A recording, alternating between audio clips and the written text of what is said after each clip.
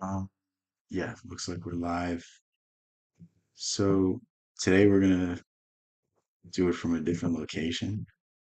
I gotta like put things together here, but hopefully we can get this stream looking better. I know I don't really try hard when it comes to background and stuff, but I think like it's just something that the more you improve the better it adds to the quality of everything. I know the content of the stream is great, but sometimes the other stuff is lacking. So that's the next effort. The next effort is to improve everything else, improve the other circumstances. Today I'm just going to do a quick, I don't know, maybe 30, maybe 40-minute stream. I don't have much energy. Um, kind of streaming later than I wanted to, so we will hopefully go through a few Osho videos if we don't get through them. We don't get through them, but yeah, I don't know why um I've been watching more Osho videos. I don't know why I've been returning to these ideas. Maybe they're just things that ebb and flow. Maybe they're just things that come back to me and I start to think about it again. But for whatever reason, I've been sticking to these ideas and they've been very interesting to me lately. So we're going to continue to explore them as long as that's the case. I feel like my interests are very weird. They ebb and flow very much. Like one day I'll be obsessed with an idea, and the next one I won't want to hear about it. So it's good and bad because it makes me interested in things, but sometimes I'm like all over the place. What's up, Bosa? How's everything?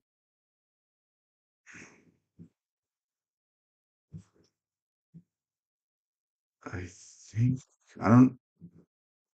Okay, the thing about these videos is I don't remember when I watched them. I don't remember if I watched Every them on year, stream. Oh my God. a hunting club went The leisure of disorganized mind. Yes, that's a perfect way to put up it. into the Montana hills.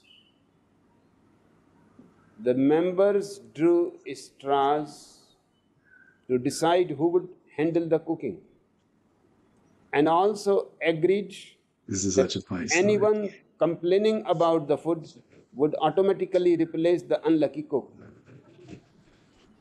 Realizing after a few days that no one was likely to risk speaking up, Sanderson decided on a desperate plan. This is so funny. He found some moose droppings and added two handfuls to the stew that night. There were grimaces around the campfire after the first few mouthfuls, but nobody said anything. It's so funny how like the way he delivers things makes it so hilarious.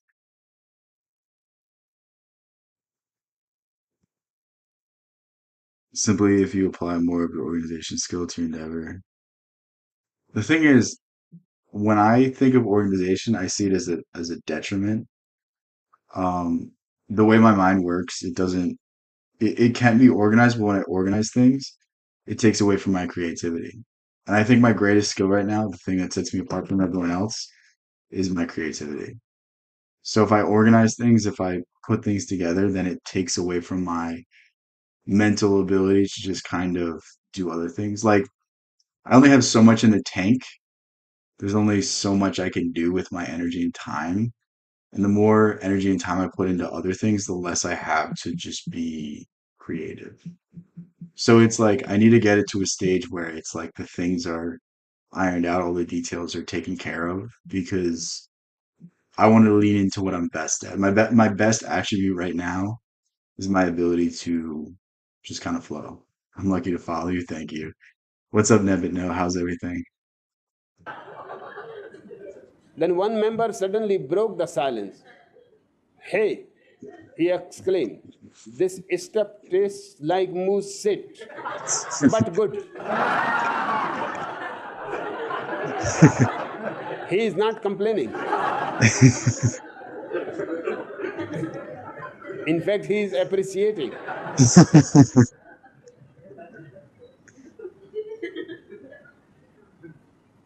You have so many faces. Inside you think one thing, outside you express something else. So what he just said sums up Jungian psychology so well. You have so many faces inside you. Think one thing. Wait, that's not exactly what he said. Okay, ignore the subtitles. I was just going to read them. You have so many things on the inside, but you say something different on the outside. This is Jungian psychology explained perfectly. And the idea is you're not expressing who you really are. You're doing things for the sake of consequences. You're doing things for the sake of fitting in, for the sake of having other people like you. But in the end, nobody likes a phony person. Nobody likes somebody who isn't who they truly are. Have you ever been talking to someone and you've noticed they agree with everything that you say? You notice that they just nod their head and don't say anything controversial, don't say anything contrary to you. Are those people that you want to talk to? Are those people you want to associate with? Are those people that you want to do anything aside from have a business relationship with? And that's the truth about it. The people that are so afraid of displeasing you are the people that will never leave an impact, will never leave a mark. You know what? I'd rather be hated for who I am than loved for who I am not. And this is the idea he's talking about right now. Why is this not playing? Okay. You are not It was one playing. You just talk so organic slow. whole.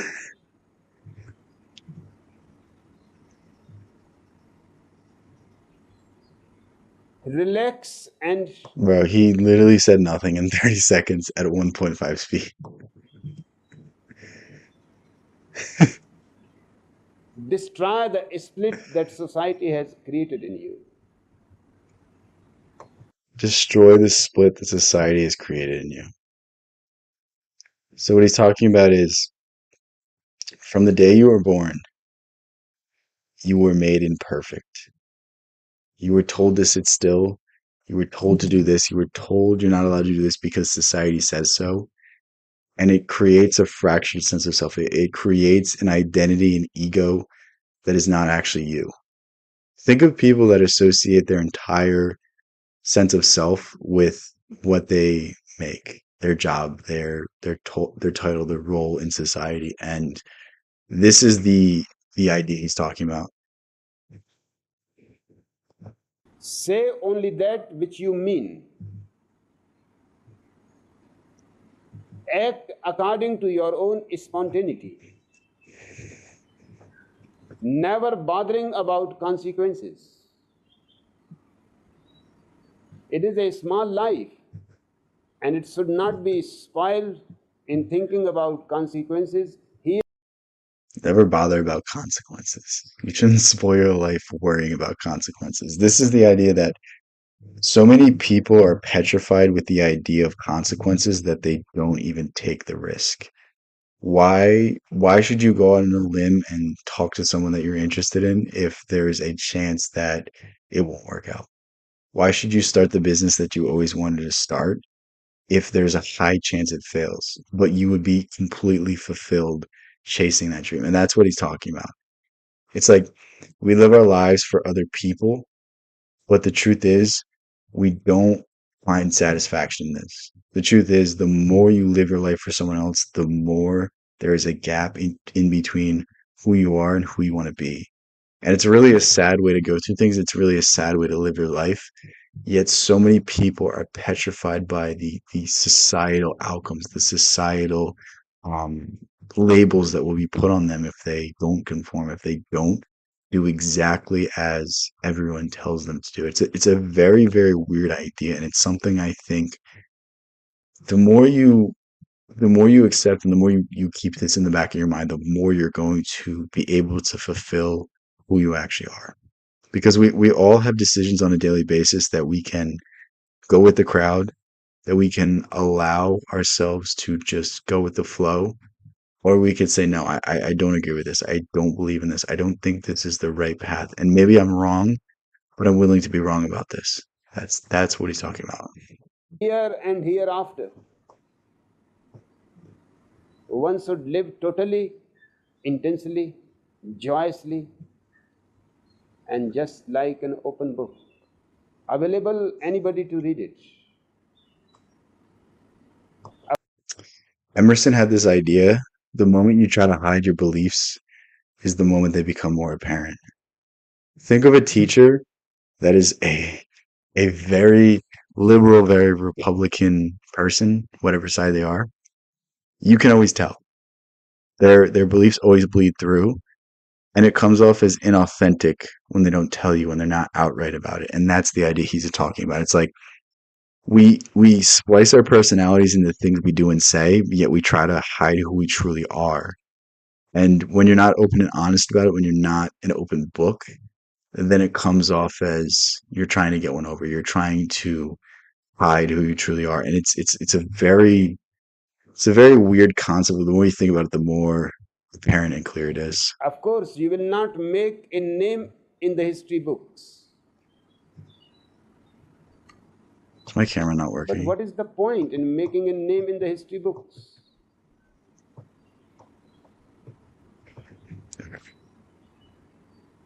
Live. What is the point in making a name in the history books? This is an idea that I think everyone rejects, but I need to put it in perspective. Take the person who you respect the most throughout history, take their accomplishments. If you go on a grand enough scale, if you go into a time so distant in the future, people will not remember this individual. There will be a day and age where people forget Caesar's name. There will be a day and age where people forget Alexander the Great, Genghis Khan. There will be a day and age where people forget everything you know and love. And we sacrificed our entire lives for the sake of being part of this history, for the sake of having some arbitrary accomplishment that eventually fades. And it's a very weird idea to wrap up your entire existence into these arbitrary things. It's very weird that we don't really put the emphasis and time into ourselves. We don't put the emphasis and time into the things that really matter, the things that we take with us. The only things you can take with us are your experiences. Everything else fades. All the money you make, all the legacy you leave, all the things that are named after you will eventually crumble. The only thing that remains is your experiences. Rather than think of being remembered, you will be dead.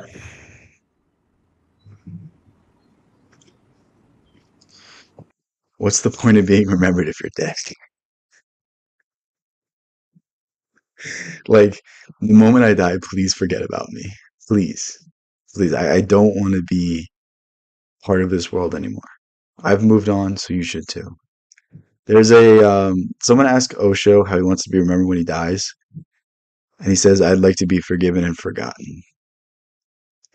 Meaning, you live on in the memories of the people who you knew, the people that you left an impact on, and the only way for you to fade into eternity, the only way for you to become part of the bigger circle of things is the moment that people that you knew also forget about you.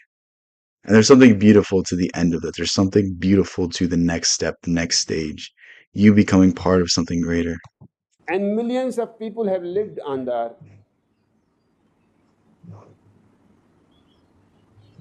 and we don't know even their names,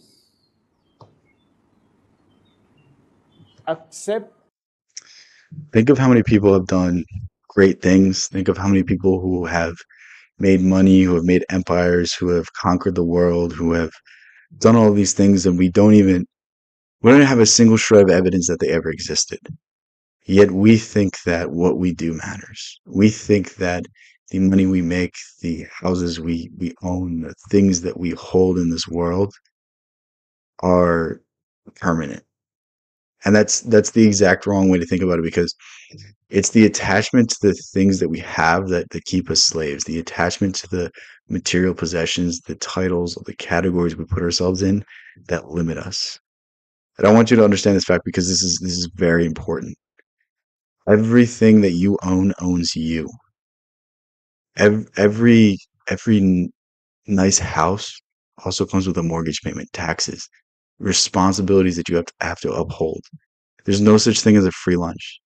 There's no such thing as anything in this world that's not quid pro quo. Everything in this world comes with trade-offs. Every job you take that has a high paying salary means you have X amount of responsibilities and X amount of people you listen to. Even if you're the CEO of a company, you still have to listen to the stockholders. You still have to listen to the board. There are still checks and balances. And I want people to understand this because people are freely trading away their time, their energy, everything that they have for the sake of material things. And I'm not saying to not chase something if you want it, not chase something if you think it's going to make you happy. Like if you really want to become a doctor, go be a doctor. If you really want to become a teacher, become a teacher. But I'm saying when we put all of our emphasis into the things we have, it's a shallow and hollow existence. That simple fact that you are here for only few days and then you will be gone. These few days are not to be wasted in hypocrisy, in fear. These days has to So this is an important idea he's saying. We only have so much time on this world. There's only so many days under the sun. What is the point in spending time being unhappy? What is the point in spending your time in jealousy and rage and anger? Why not experience what life has to offer? Why not experience every second in pure bliss? We can always point to what's going wrong. There'll always be something that is not perfectly right. But the truth is, we all are blessed with so many things. You can always point to a million things that you have that other people don't, that you can appreciate. And guess what? When you do that, you allow yourself to be happy. You allow yourself to sit in the ideas of the things that you've been blessed with. You allow yourself to see more and more and more and more blessings. And it's a very weird idea that we want to sit in this world and look and talk and think about the things that we don't have. Understand you already have everything you need. You already have everything you need to be happy. You have a life. That's all you need to be happy. All you need to be happy is have life and awareness of the gift that you've been given. be rejoiced.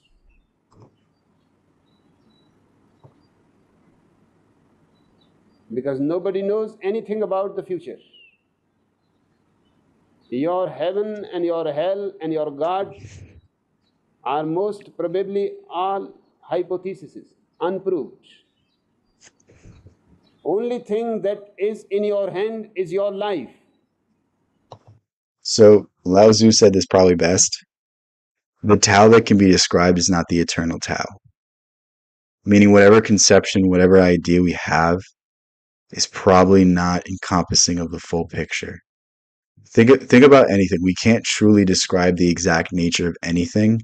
Why do we think we can describe the exact nature of what created everything?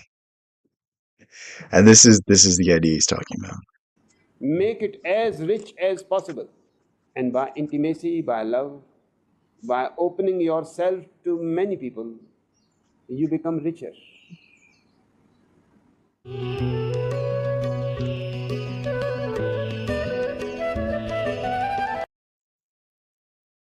Oh no, my touchpad's not working. Hold on. I have to turn it off.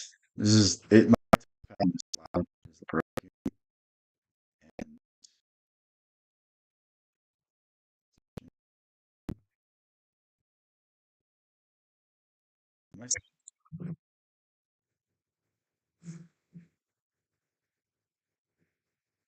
Okay, yeah, it looks like I'm still live. All right.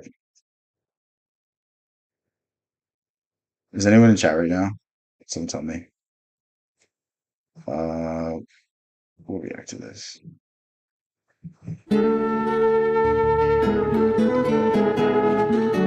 Buzz, are you here? Is everything working? Osho, since being with you, I have noticed that when a person becomes closely related to you, they sometimes get a fixed idea about who you are. It seems like they forget who you really are, and even why they have come to you. This situation puzzles me, even scares me a little. Would you please comment? I'm here. Okay, okay. Yeah, I got like a On my tab, there's like a weird error right now. So The mind has a natural tendency to get quickly fixed ideas. It is very much afraid of change.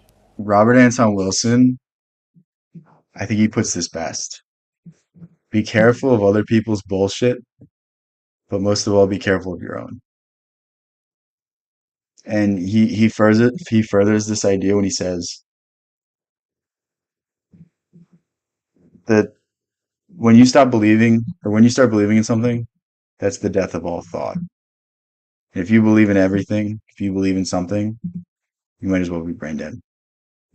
And it's being able to question your own biases, it's being able to question your own belief systems. And not saying you have to stop believing in them, but always ask what is the other side saying? What is this other argument? Be open to the other side. That's the key to things because inherently every single belief system, every single thought system, every single philosophy, religious system, governmental system, it all is limited because these are all conceptions and ideas of man.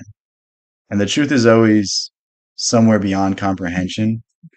And it's the rigidity that we focus on that prevents us from changing, prevents us from growing, prevents us from being all we can be.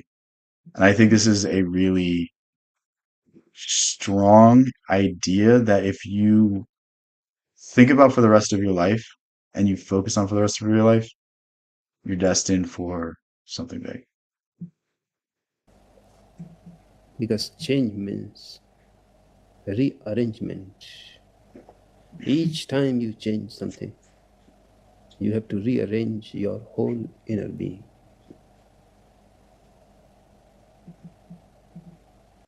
Each time you change something, you have to rearrange your whole inner being. And this describes why people don't like to change. Because if you have a belief system, that's part of who you are.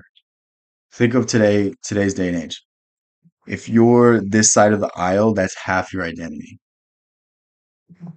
If you are in this group, that's half of who you are. And this is this idea. It's like people are not willing to question their own belief systems because they put so much of their ego into it. They put so much of their self-worth into it. And if you want to point to the issues with this world, that's the biggest issue. The fact that so many people put themselves into a category and base their self-worth off this so that they have to conform. They have to be part of these things. They can't question these things. This is what is really wrong with the world. It's the dogmatics of the world. My he starts loving me. He Okay. Osho defines the mind as the ability for yourself to recognize patterns. The mind isn't something you're born with, it's something you develop. Again, run with this philosophical framework for a second because it's a very important idea. Your mind is not always active, but it's trained to be active. It's trained to recognize things, categorize things, and make it easier for you to adjust to problems in the future. But the mind is just a tool, and the mind is not infallible, and the mind is open for basically subversion, basically strong ideas that explain away things that are beyond our ideas, beyond our comprehension. Like for someone to take a certain worldview, it's much easier to explain the whims and the problems with the world from that worldview than it is to actually analyze every single stimulus, every single piece of data, and come to a reason and a conclusion as to why the world is wrong. And that's why the mind likes to adapt and accept these dogmatic ideas, these dogmatic belief systems, because it makes it easier. It makes it easier to explain things. Things make much more sense in this way. It's the same thing as instant gratification versus long-term gratification. It's always easier to be happy by drinking than it is to be happy completely sober. And that's why so many people in the world find solace, find happiness through things that aren't really good for them. It's the same exact thing. Your mind is trying to find the easiest and simplest way to a solution, and it's not always the correct one. I'm changing. So I don't know if he's going to say it here. Osho has a very famous quote.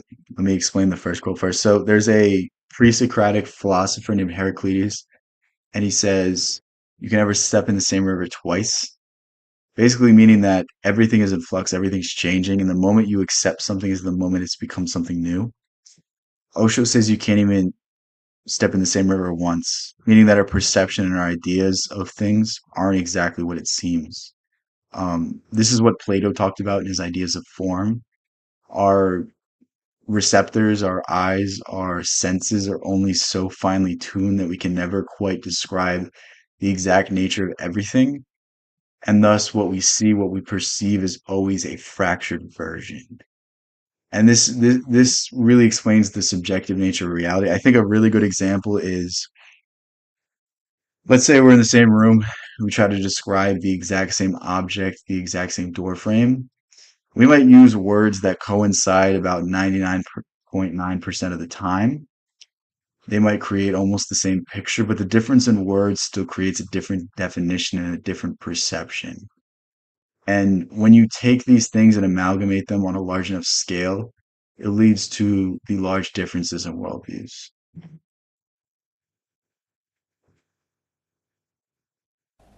I'm in absolute agreement with Heraclitus that you Damn it, cannot step twice in the same river. I literally just explained this, damn it. Translated, it means you cannot meet the same person again. Think about this idea and really think about this idea. Every time you meet someone, they've experienced thousands, maybe millions of new experiences. So they're not the exact same person that you once dealt with. They've gone through new things. Maybe they've changed for the better, maybe they've changed for the worse, but nothing is stagnant. Everything is being exposed to new forces and being changed. Even if it's just infinitesimally small, everything's different when you interact with it. This is such a deep idea. Okay.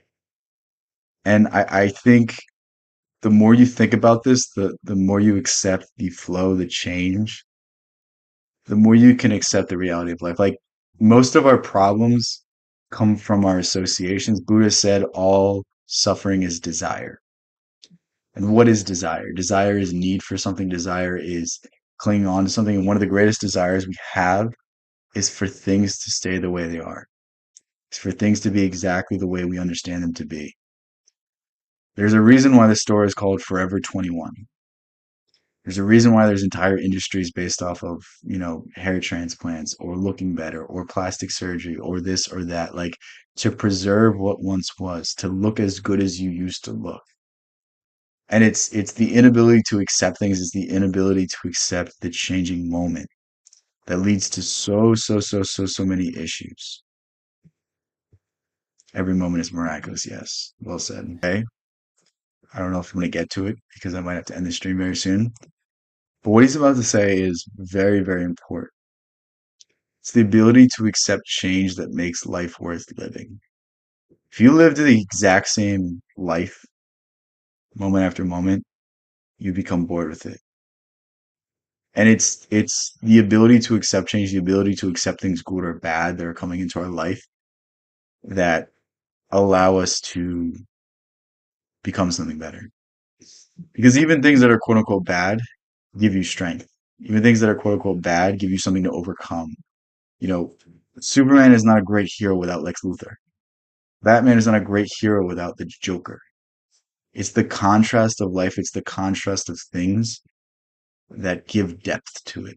Khalil Gibran has a great quote: every sorrow deepens your joy. The more sadness you have, the more you can appreciate and celebrate happiness. And this is the idea he's putting forward right now. So many have come, so many have gone, and this has been one of the basic reasons. They became too much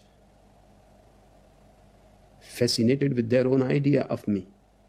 that I became secondary. Their idea of me became primary. Osho has a story about Freud. Okay, if he says it, I'm going to be very mad. He has a story about Freud where Freud is well into his old age and they're basically like celebrating his life, celebrating his achievements, celebrating his ideas. And all of his best students take him out to dinner and they're discussing one of his main concepts and they're shouting over each other. They get into this big fit, and everyone seems to forget that Freud, the man who said these ideas himself, is there. They seem to forget that he is able to give his own take, and he yells, "Damn it, I'm still alive." So even these people that respected Freud, that based their entire lives off Freud, still thought he was a stagnant individual, still thought he wasn't willing to change, still thought he wasn't alive. It's a very weird idea. Like think of people that we hold in high esteem. Are they caricatures of them, or are they the real person? Are they willing to change? Like I don't really like to talk about politics, but like to a liberal, is Trump somebody that's open to doing anything different, or do they have a preconceived notion of it? To Republicans, is Obama someone that is capable of doing something great in this world, or are they still going to demonize him? Think of that. Like I know I'm using like very polarizing examples, but it's the best examples you can use because these are people that a lot of people have very strong opinions of and will never change them. And that's this idea. Would you say, Sean? I just checked in at a very synchronistic moment for me. I felt in my young age. That's good. That too, old dated. Fresh and young, I am with them. I became secondary. And if there was any conflict between their idea and my reality, they went with their idea. Okay, so think about the greatest example of this is you go to college, you have friends from high school, you come back, and it's never quite the same as when you hung out with them in high school. You become a different person, but like while you were away, you missed them. While you were away, you were like, I can't wait to hang out with this person again. And you came back and you were different. You had an idealized form of them and they changed, you changed. And that's why this relationship doesn't work anymore. That's why you're not as close friends with them. And it's the acceptance of this idea. It's the acceptance that like it's okay to move on. It's okay to have different interests. It's okay to not be friends with the same people that you used to be friends with. Like, if anything, it's a sign of progression. It's a sign of growth. It's a sign that you did what you were exactly supposed to do. You became different. And it's the people that stay in the same hometown, that have the same ideas, that don't question their beliefs, that live in this world and never quite experience exactly what life has to offer. Even to the point to become enemies of me, telling to people that I am no more the same. I am no more the person I used to be. For good or bad, you should accept change. For good or bad, you should be willing to become something different. If you stay the same your whole life, it's a sad existence. Um, think of actors that had the same stick their whole career. The Rock is like running into this right now. The Rock 10, 15 years ago, everyone loved him. They're like, The Rock plays The Rock in every movie, but I like him. Now it's kind of played out. People don't really go to see him anymore. He still gets big roles, but like nobody is going to continue to pay for these roles because he's not putting asses in seats. He's not drawing the same crowd, and it's because he's been the same person for X amount of years. Jason Statham, John Wayne, even John Wayne later into his career, he didn't have the same star power that he once did. You know, it's only you can only be a hard ass like gunslinger for so many years before people are like, all right, this guy's like 60 or 70, like I don't really believe it anymore. And it's that idea. It's the inability to accept and change and become a new person that is one of the greatest limiting factors in your life. I'll be right back. I'm gonna run to the bathroom real quick.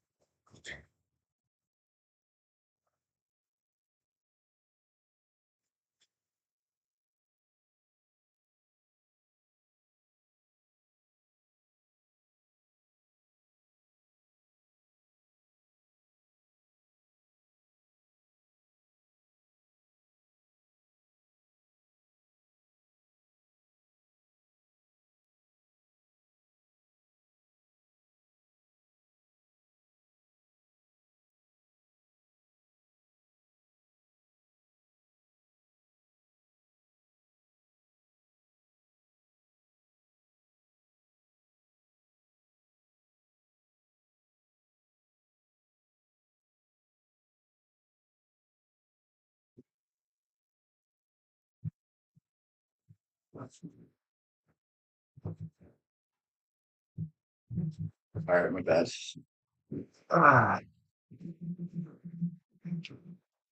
scary when someone doesn't change. Yeah, it's a weird concept. Like I don't really. I'm not gonna give too many details because I don't want anyone to find this later. But I was at a party for it was like my friend's birthday, and I've been at a high school for like 6 or 7 years now. I don't feel like doing the math, but sometime around then. And these people were still talking about their high school days. These people were still like reminiscing as if it was like the best time of their life. And it's like, I don't know about you, but I don't want to live my whole life thinking about the past. I want the experiences I have last week, the experiences I have today to be the greatest time of my life. And it's like, it's a very weird concept to me of people reminiscing on glory days because, like, what did you do with the rest of your time? Like, your college days should not be the best day of your life. Like, you should be continually growing. You should be continually getting better. You should be able to have fun with less. You should be able to save money and be able to do things that really make you happy, really mean something. Glad to see even my grandparents try to change. That's cool. That's cool. Yeah, I think honestly, when you talk about changing, I think the only thing you have to do in terms of changing is just continue to learn. Keep your childlike curiosity for life. I think if you do that, everything will take care of itself. But so many people when they get out of high school, when they get out of college, when they get into the workforce, like that's the stop. That's the stopping of their education. That's where they cease to learn things. That's when they cease to put any effort into things that could elevate their mind. And that's really the saddest thing. It's like most people see reading. Um, this was even me for a while. Most people see reading or learning as like an ability to gain new skills, but you should just want to become better for yourself. You should want to do things for the sake of yourself. You should want to read and learn for the sake of your own knowledge, for the sake of your own ability to hold a conversation, for the sake of your own ability to tie together the symbolism of different cultures, to understand references when you see them in other books. Like it's a very weird idea to me that this is not something that is like seen as a beneficial thing in society.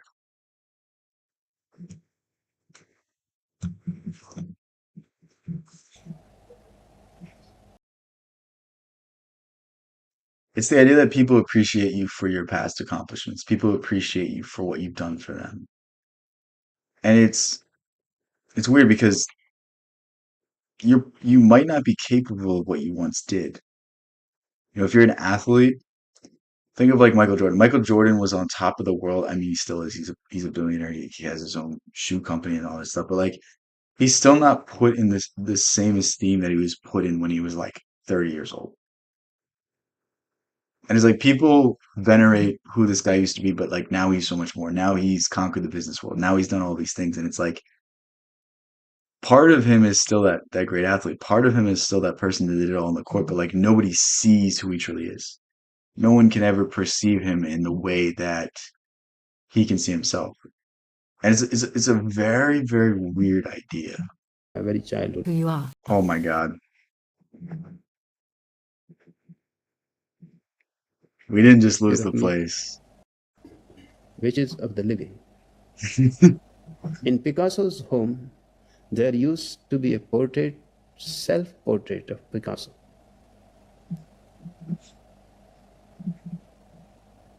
He never sold it at no price. Picasso is it's really weird.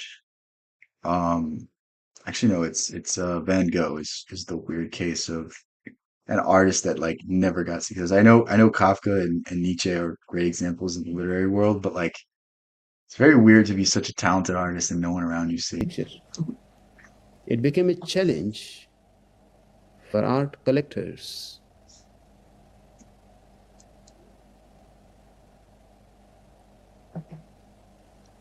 One beautiful woman had come. It's tasting his mustache. Should I get the same mustache so I look like a lot smarter? I've like thought about this. Like if I just get like a really long beard, people would just think I'm like a genius.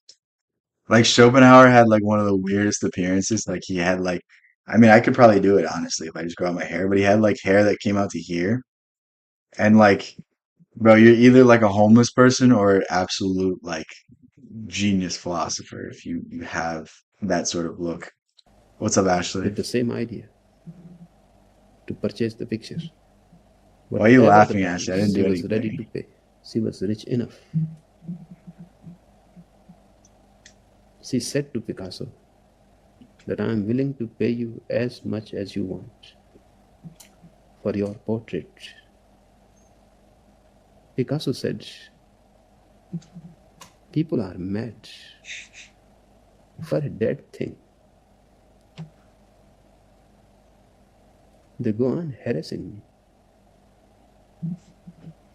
You can have it without any price. But remember, it is not me. It's so weird how artists can hit at these deeper concepts. It's so weird how artists can express these ideas and probably don't actually understand them. Probably there was just like a an inkling and inference that I don't know how to explain this, but like the greatest philosophers are always artists. Nietzsche is more of an artist than he is a philosopher. You can't tell me his poems are not exquisite. You can't tell me Thus Spoke Zarathustra is not one of the greatest books ever written. Same thing with Emerson. Emerson splices in poetry with his philosophical works. And it's like there's certain concepts that are only understood by these artistic minds, these creative minds. But Osho just talked about something that's very, very, very impressive. Like even one of the greatest artists of all time, his self-portrait could not capture who he truly was. He captured a moment in time, but it was nothing more than a moment in time. It didn't hit at the true essence of who he was. It didn't encapsulate all the experiences he's had, all of the years that have gone by, all of the things that have quite possibly changed his appearance. And thus it's not him anymore. Like you can say that this picture is me, but it's who you used to be.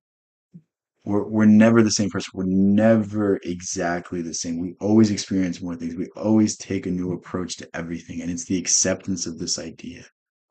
The more you try to cling on to what was, the more you lose the moment of now. It's a very it's a very weird idea that like things must be this way. Things must always be this way. Like there's just a natural order of things. There's a natural circle of things. And the acceptance of this idea allows us to see the beauty in it. But until you drop all of these associations, until you drop all of these needs to be a certain way, needs to be this or that, you can't appreciate the bigger picture. You meet only dead people who are not changing. Who go on. That's a that's something else. All right, I'm running out of time. I gotta go do stuff. So I'll try to pick up where we left off tomorrow. Um, Thank you guys if you made it to the stream. I love you guys so much. Peace out. I'll catch you in the next one.